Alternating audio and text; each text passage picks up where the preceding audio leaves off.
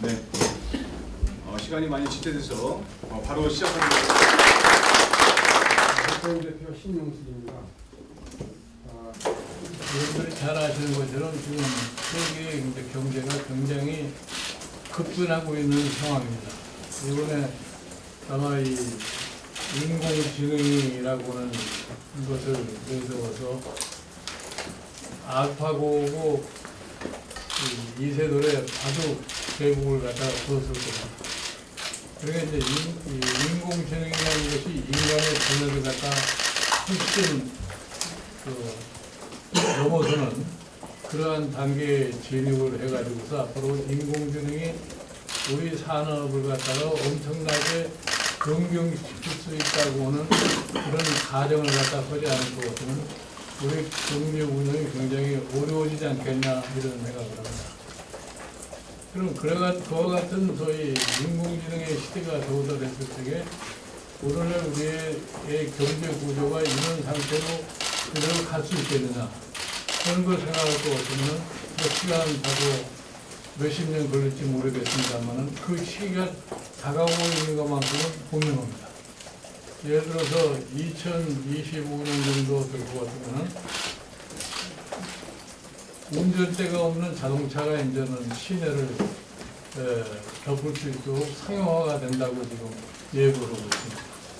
이번에 그 알파고를 만들어낸 고울이라는 회사가 지금 자동차 분야에서도 역시 그런 인공지능을 활용을 해가지고서 뭐 사고 없고 교통이 이렇게 체증되지 않는 그러한 시대를 갖다 만들 수 있다는 것을 예고를 갖다 하고 있습니다. 그렇게 됐을 때 과연 우리나라의 지금까지 우리 경제의 주축을 이루고 있는 장치 대기업 산업들이 현재와 같이 유지가 될 수 있겠냐. 여러분들이 지금 아시는 것처럼 우리나라의 지금 그동안 주축을 이루었던 거대 기업들의 이 장치 산업의 경쟁력이 하루하루 떨어지고 있는 그런 모습을 보이고 있습니다. 쉽게 얘기해서 우리나라의 주력 산업 분야인 철강, 조선, 석유화, 뭐 이런 것들이 전부 다 건설업체도 마찬가지입니다. 이런 것들이 전부가 다 지금 어려운 상황에 처해 있는데 그 바닥 위에서 존재하는 우리 중소기업의 미래는 그럼 어떻게 될 것인가? 이런 것을 생각할 것 같으면 괜히 미래를 너무 겁을 주는 그런 소리를 하지 않느냐 이렇게 생각을 할 수 있겠습니다만 실질적으로 그런 상황이라는 것은 계속해서 우리 경제에 닥쳐올 수밖에 없는 그런 피할 수 없는 그런 상황이라는 것을 우리가 인식을 해야 돼요. 그런데 지금까지 우리는 어떤 사고로 다 살았느냐. 이 과거의 상황에 집착을 해서 거기서 벗어나지를 못하고 있다. 그래서 우리가 90년대 경제 개발을 해서 한 20, 30년 동안에 굉장한 성공을 갖다 거두었으니 우리가 굉장히 자랑스러운 나라. 물론 그 당시의 여건으로 봐서는 굉장히 자랑스러운 나라였어요. 그런데 지금은 한국 경제라고 하는 것을 모형으로 삼아야 되겠다. 한국 경제를 따라가야 되겠다. 이런 나라가 하나도 없어버렸어요. 과거에는 한국 경제의 모형을 뒤쫓아가면 우리도 빨리 성장할 수 있고 잘 살 수 있다고 이렇게 생각을 했는데 이제 그런 나라가 없었어요. 우리는 어떻게 살아왔느냐. 우리는 일본을 표본으로 해가지고 일본처럼 하면 되겠다 이렇게 하고 살아왔다. 그런데 일본이 지금 1993년, 일본은 80년대 말까지 아주 최상에 달했다가 90년대 초반서부터 정체되기 시작해가지고 그 기간이 지금 20년이 넘었습니다. 이거 가리켜서 우리가 잃어버린 20년 이렇게 얘기를 하고 있는데 우리도 지금 1990년대까지는 해도 그 나름대로 뭐 참 경제가 잘 굴러간다 이렇게 생각을 했는데 20세기에 들어와가지고서 우리 경제도 점점 경쟁력을 갖다 상실하는 그러한 경우로 더 있어요. 그래가지고 이제 2010년 이후에 들어와서는 우리 경제도 굉장히 모습을 영 다르게 보이고 있습니다. 여러분들이 아마 아실지 모르겠습니다만은 2009년서부터 2015년까지 우리나라의 성장 투자액이 얼만큼 늘어나는지 아세요? 우리나라의 투자액이 연간 한 1%씩밖에 안 늘었어요. 그러면서 상대적으로 우리나라의 제조업이 가지고 있는 소위 말하는 유고소득이라는 것이 우리 GDP의 34%입니다. 그런데 그럼 왜 투자를 하지 않았겠느냐? 그렇게 많은 유고소득을 갖고 과거에는 돈이 없어도 왕성하게 은행에서 빚이라도 내서 엄청난 투자를 갖다 하고 심지어 과잉시설까지 만들어낸 그런 경제에서 이제 그걸로 인해서 우리가 IMF도 결국 그렇게 되었습니다만, 그러나 기업이 과거처럼 그렇게 왕성한 의욕도 없어요. 왕성한 의욕이 없게 된 것이 뭐냐 할 것 같으면 어디 투자를 해서 수익을 찾을 수 있는 것이 없기 때문에 그런데 그런 와중에서 우리 이웃의 중국이라는 나라가 또 엄청나게 빠른 속도로 따라와가지고서 이제는 우리의 대기업이 경쟁력을 소유하고 있던 것을 점차적으로 중국이 잠식하고 있는 이런 시대가 들어요. 그러면 우리가 경제를 운영하는 이 주체가 물론 국민 개개인입니다. 기업, 가게 이러고 그 가운데에서 경제 상황의 흐름을 예리하게 주시하면서 어떻게 하면 경제가 역길로 가지 않고 정상적으로 갈 수 있느냐 이거를 감독하는 것이 그 정부의 역할입니다. 그래서 사실은 경제정책이라는 것이 중요하고 필요한데 이제 경제정책을 제대로 하려고 하면 무엇이 가장 전제가 되느냐. 저는 이렇게 얘기를 합니다. 의사가 환자의 병을 고치기 위해서 존재하는 것처럼 경제의 병을 고치는 것이 바로 정부의 경제정책입니다. 그러니까 환자의 이 상황을 정확하게 진단할 줄 알아야지 좋은 처방을 하고 좋은 처방을 해야지 제대로 된 투약을 해서 환자가 낫는 것과 똑같습니다. 그런데 경제도 제대로 상황 진단을 정확하게 하고 그 상황 진단이 정확해야지 경제정책에서 투입되는 정책 도구가 올바라가지고서 경제가 정상가도로 가는데 지금 우리 경제는 어떤 상황이 있느냐. 이 기본적인 상황 인식이 참 진단 자체를 제대로 못하고 있다는 거예요. 우리 경제가 어떻게 있다는 것을 모르고서 진단을 하고 거기에다가 투약을 하니까 결국 가서 소기의 효과를 달성 못하는 그런 상황이 보였습니다. 여기에서 지금 우리가 이 중소기업 문제를 이런 측면에서 제대로 직시를 하고 거기에 치유책을 가져오지 않으면 항상 중소기업의 문제라고 하는 것은 우리의 아주 고질적인 병으로 나올 수밖에 없습니다. 그러니까 지금 세상이 바뀌어서 개별 조그마한 데서 창의적인 발상이 돼야만이 새로운 상품도 나올 수 있고 소위 말하는 틈새 시장도 파고들 수 있습니다. 우리 대기업 하는 사람들은 틈새 시장에 제대로 관리를 못해요. 여러분들 잘 아시다시피 이 중소기업 중에서 뭐 시즌 챔피언이라는 날 갖다가 많이 합니다. 저 숨어진 챔피언이라 잘 밖에는 알려지지 않는데 뭐 세계 각국에 가서 경쟁력을 가지고서 전체 매출은 그렇게 크지도 않으면서 지속적으로 이 성장하는 이런 중소기업을 가리켜서 히든 챔피언이라고 얘기를 합니다. 그러니까 이런 히든 챔피언을 만들려면은 이런 히든 챔피언이 많이 나서 세계 시장에서 곳곳이 경쟁력을 차지하려면 정부가 어떤 시책을 해야 되느냐. 이제 그래서 사실은 대기업 위주로만 움직여가지고 그 사람들이 막강한 실력을 갖다가 지금 쌓아가지고서 그 사람들의 힘이 어떻게 보면 대한민국 전체를 지배하는 것을 우리가 보고 있습니다. 우리가 겉으로는 그게 그 힘이 어떻게 작동한다는 걸 몰라요. 그러나 실질적으로는 그 힘이 대한민국의 모든 영역을 장악하고 있다. 이러니까 그 사람들의 소위 의사에 반하는 정책을 할 수가 없어요. 그래서 그거를 타파하자고 제가 제시한 게 경제 민주화를 하지 않으면 절대로 그 문제를 해결하지 못한다고 얘기를 하는 겁니다. 즉 경제 민주화를 하지 않고는 공정한 거래가 시장에서 이루어질 수가 없습니다. 뭐 시장이라고 하는 것은 경쟁을 하는 체제인데 경쟁이라고 하는 것을 지속적으로 해나갈 것 같으면 아무런 제도적인 장치 없이 해나갈 것 같으면 강자가 약자를 모두 먹어버리는 그런 것이 시장 경제의 기본 논리입니다. 거기에서 이 공생을 하고 서로 협력을 할 수 있는 방법을 만들어야 할 것 같으면은 제도를 득발하지 않으면 절대로 안 됩니다. 이러한 제도를 만들어내는 과정을 갖다가 이것이 바로 경제 민주화하는 과정입니다. 여러분 최근에 어느 나라도 그거에 대해서 거부를 못하는 지금 시류가 흐르고 있는데 지금 미국같이 자본주의를 아주 열심히 한다는 나라도 이제는 한계에 봉착을 해가지고 국민들이 정부를 신뢰하지 않고 자본주의 미래가 불안하고 자본주의가 위기에 처하고 하니까 이거를 치유하려고 해서 생겨난 말이 포용적 성장이라는 말이 생겨납니다. 포용적 성장을 안 하면은 이 경제가 효율을 가져올 수가 없어요.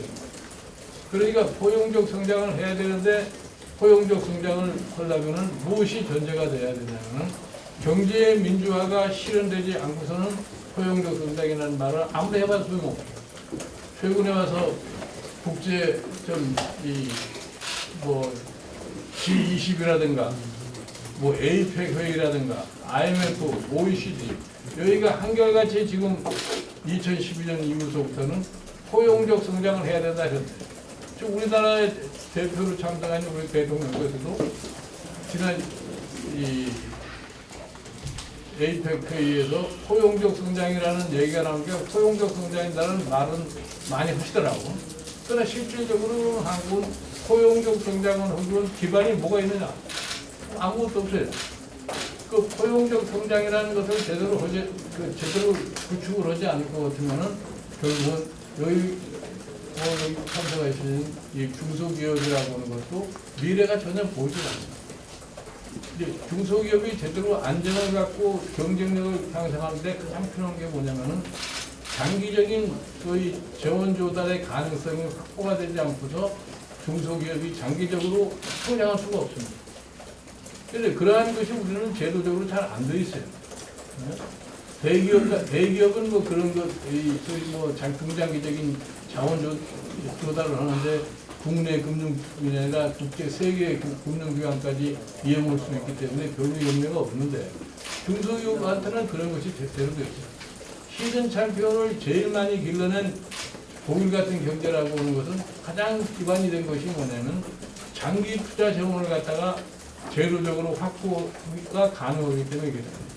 그러니까 중소기업도 연구 개발을 해가지고서 신상품을 개척을 하고 국제 시장에 나가서 이 첨세 시장을 갖다가 찾아내려고 할 것 같으면 그걸 뒷받침해주는 장기적인 소위 금융 시스템을 갖춰야 되는데 우리는 그렇지 않습니다.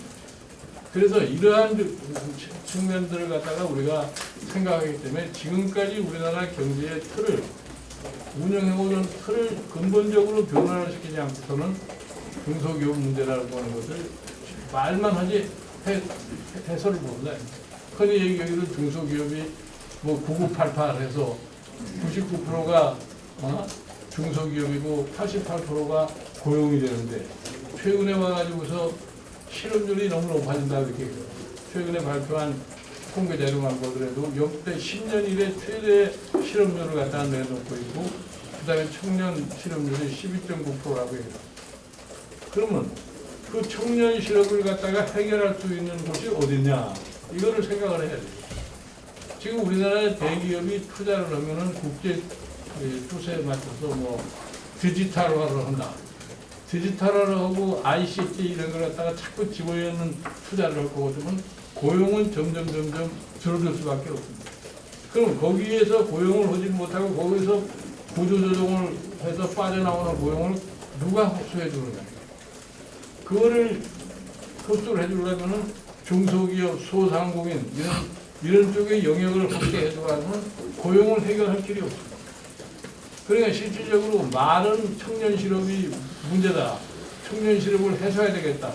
말은 그렇게 되면서 정책은 그렇게 따르지 않으니까 지금 이것이 하나의 사회적인 문제로 부각될 수밖에 없습니다. 이렇게 해서 저는 뭐 저 개인도 그렇고 저 개인 자체가 제가 경제학 공부를 하고 나서 현실에 참여한 이래로 지속적으로 한 번도 빼놓지 않고 강조하는 게 그런 겁니다. 어느 한 경제 세력을 키워가지고 그걸 가지고서 경제를 운영한다 하거든 결국은 경제는 효율을 상실할 것이라고 보는 것을 지금 계속해서 왔는데 지금 이거를 해결할 수 있는 사람들은 그런 누구냐? 정부의 관료, 정부의 지금 현재 추진하는 이러한 사람들은 이걸 절대로 타파를 못합니다. 결국은 이거를 타파해 줄 사람이 뭐냐면 제대로 된 전문적인 능력을 가진 정치인이 이걸 해결하기 전에는 해결을 못해요. 그 정치인이 이걸 하려면 정당이라는 것을 배경을 갖고 그 정당은 국민의 힘을 바탕으로 해가지고서 현재의 문제를 치유할 수밖에 없습니다. 결국에 저는 지금 사실 제가 이 더불어민주당에 와가지고 한 2달 정도밖에 되지 않습니다.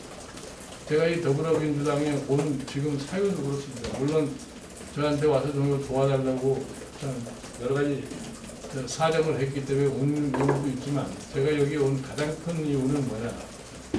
야당이 이런 상태로 놔두다가는 대한민국에 야당이 존재하기 힘들어지게 되고 그렇게 돼서 일당이 장기적으로 지배하는 어떤 현상이 나타날 것이냐.